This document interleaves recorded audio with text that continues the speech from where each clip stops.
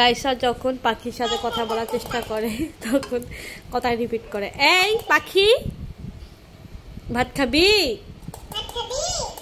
বলো তো মা, ভাত খাবা? এই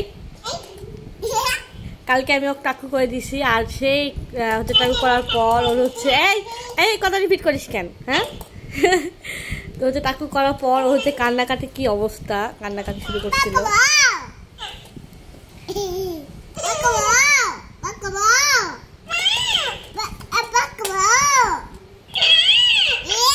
বলছিস খাবা? আইসক্রিম খাবা?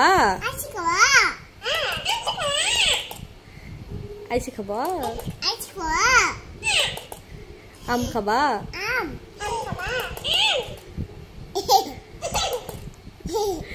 কথা বলো, কথা বলো।